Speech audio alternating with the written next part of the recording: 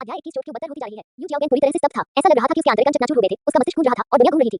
सौभाग्य से तान हाव ने दया दिखाई। 10 सेकंड से अधिक समय के बाद यू शियाओगेन ठीक हो गया। अंततः वह समझ गया। ये पता चला कि तान हाव का बेटा है। इस समय यू शियाओगा के दिल को बहुत ठंडक महसूस हुई। लानत है, अगर मुझे पता होता कि तान हाव का बेटा है तो मैं उसे अपने शिष्य के रूप में स्वीकार करने की हिम्मत कैसे कर सकता था। मैंने सोचा कि यह एक शिष्य का वंशज था जिसे हाउतियन संप्रदाय से निष्कासित कर दिया गया था। सब खत्म हो गया, खत्म हो गया। अब हमने बड़ी मुसीबत खड़ी कर दी है। शांगसन संप्रदाय के सबसे बड़े युवा गुरु के रूप में यू शियाओगा को कमोबेश पता था कि तान हाव के साथ क्या हुआ था। वह जानता था कि तान हाव की पत्नी की मृत्यु हो गई थी और इतने वर्षों तक उसका केवल एक बेटा था। अगर इस बेटे को कुछ हुआ तो तान हाव निश्चित रूप से उसे जिंदा मार डालेगा। तो एक पल में उसने अपने शब्दों के बारे में सोचा और कहा, तो तान सेन के पिता आप हैं। आप हमेशा मेरे आदर्श रहे हैं। मैं बकवास बांध कर तान हाव ने ठंडे स्वर में डांटते हुए कहा, मैं आपसे पूछ रहा हूं कि क्या कारण है कि उसकी आत्मा कौशल नियंत्रण से बाहर हो गई है। यह यू शियाओगेन का ठंडा पसीना तुरंत टूट गया। वास्तव में मैं इस बारे में बहुत निश्चित नहीं हूं। मैं निश्चित रूप से इसका कारण ढूंढूंगा और इस समस्या का समाधान करूंगा। तान हाव ने उसकी ओर देखा और कुछ नहीं कहा। इस तरह के बॉस के लिए न बोलने का उत्पीड़न और भी बड़ा है। यू शियाओगा के माथे और पीठ से झरने की तरह ठंडा पसीना बह रहा था। जल्द ही यू शियाओगेन डर के कारण कांपने लगा। उत्पीड़न की ऐसी भावना, ये दुर्लभ शीर्षक वाले उत्पीड़न की भावना है। कौन? मेरा दिल कुचले जाने वाला है। बस जब यू शियाओगेन रुक नहीं सका, तान हाव ने आखिरकार बोला, मुझे आशा है कि आप जो कहेंगे वो करेंगे। मैं नहीं चाहता कि भविष्य में जब मैं अपने बेटे के साथ कंधे से कंधा मिलाकर लड़ूं तो मेरे बेटे की आत्मा कौशल द्वारा अचानक पीछे से हमला किया जाए। जैसे ही उसने अपना मुंह खोला, उत्पीड़न की भावना तुरंत गायब हो गई। यू शियाओगा ने तुरंत कहा, बेशक वापस आने के बाद सबसे पहली चीज जो मैं करने की योजना बना रहा हूं वो ये है कि आत्मा कौशल नियंत्रण से बाहर क्यों है इसका कारण पता लगाना और समस्या का समाधान करना।